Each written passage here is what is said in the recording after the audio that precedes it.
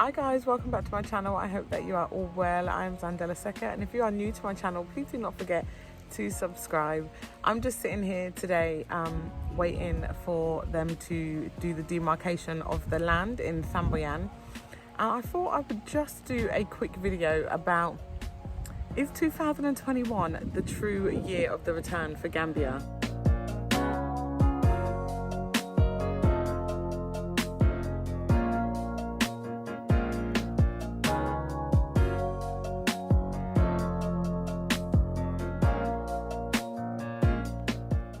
So yesterday was my third week in Gambia, and everywhere I go I'm just meeting so many people, more than I've ever met before. So I was in the nail shop and there was a man in there getting a manicure. He was from the US, and his wife, him and his wife came here in October to escape all the drama in the US, and this was their first time here. And they decided that they are going to sell their house. So they've already been doing the work here while they're in Gambia. They're going to sell their house in the US. They've already purchased land here.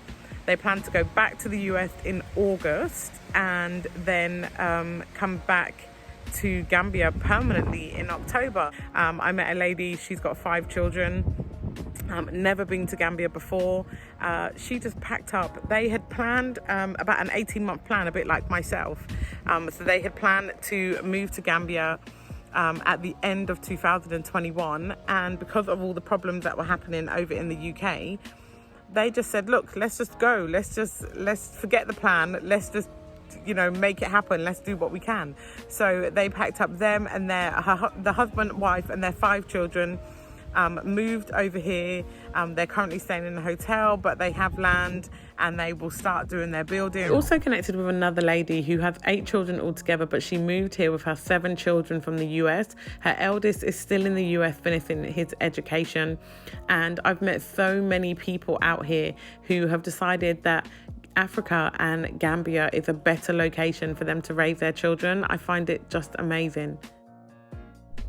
I also forgot to mention about another lady who I find really inspiring. She's a single mum of 1. She's never visited Gambia before, but she started doing her own research a while ago and decided that she wanted to bring her and her son to Gambia. So this year, December, she decided to book a flight. She came out for a month. She first contacted me because she had purchased a plot of land that she wasn't actually happy with. It was just the location. So she wasn't happy with the location. She felt like it was in the middle of nowhere. She knew that other people had purchased plots in the area, but she just wasn't sure what their time frame was and whether they would be building their houses by the time she was going to move. So she didn't feel very safe about not having many neighbours around her. So she contacted myself and we became quite close. We speak on the phone weekly, and I find her really inspiring. She ended up buying another plot of land that is closer to the highway. It also has a lot of neighbours and a lot of people building in the area, so she felt a bit more comfortable in this space. Her plot of land is a 70 by 30, and she managed to find builders to put up her fence. She got her permit, she got all of her land paperwork all sorted out, all from being in the UK. Finding people, a donkey man who could bring water, who could bring the cement. She's done so many things, and I'm like, wow, she's really inspiring, because I'm in a different position than most people who are moving out here, because my husband is Gambian. So anything that I need to know, I can more or less ask him, or I can ask some other people that I know in Gambia if they know the answer, or if they know someone who can help me. So I find her really inspiring, and I wanted obviously just to mention her.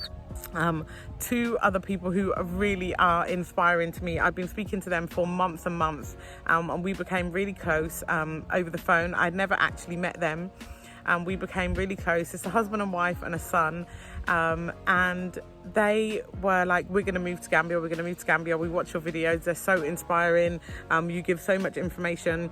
And then in September, they just said, we're not waiting for another lockdown, we're leaving. And I was like, you're what? You're just leaving? And they were like on fire. They just packed up their house. They sold items that they didn't need. They gave like 52 bags to charity, which they totally regret now. but they gave 52 bags away to charity. They sold their cars, put all of their house in storage. My boys and their son are really close. Seriously, the boys get on so well. Since we met them, the boys every single weekend are like, Mum, are we going to Ethan's house? Are we doing this? Are we doing that? And it's really, really given me some comfort to know that they have made such a close friend in Gambia, because one of the biggest anxieties as a parent is not knowing if your children are going to make friends in a new location.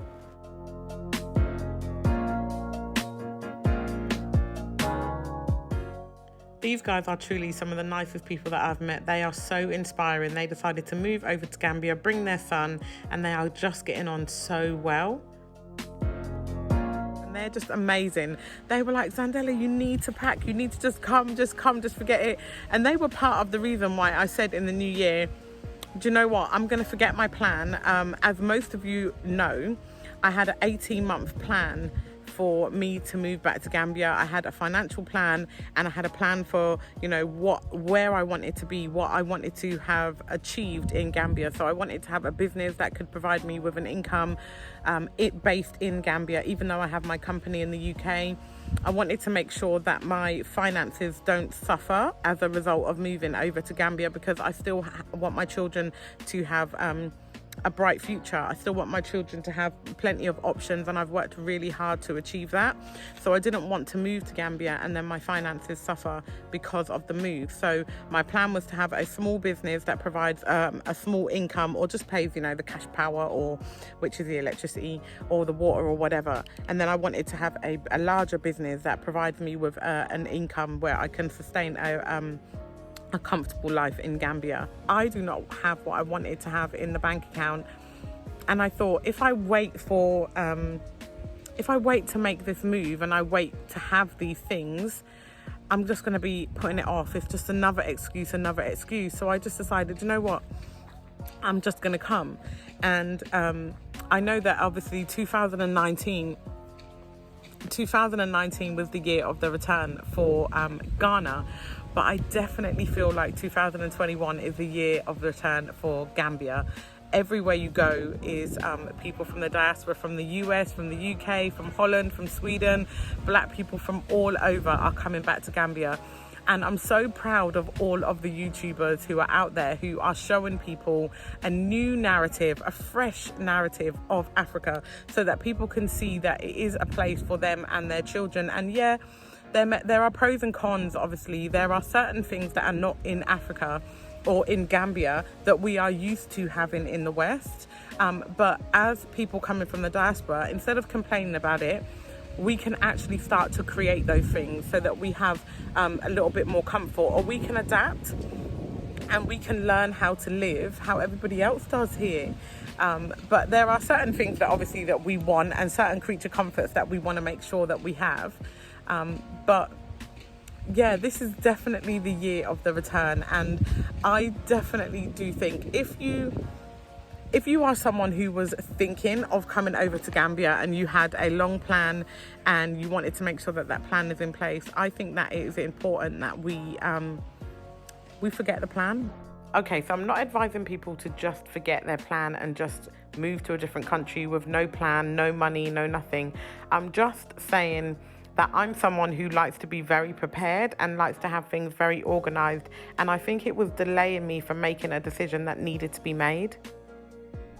And I want to mention these stories to let people know that there are other people like us who come from very different financial backgrounds, who have very different stories, very different situations, but they've all taken the decision to move out here. So I think that it's really encouraging for people to start seeing that there are so many people from the diaspora who have chosen Gambia as their home, and they are figuring it out as they go along. Just in case there's a few people out there who are like, how are these people doing it?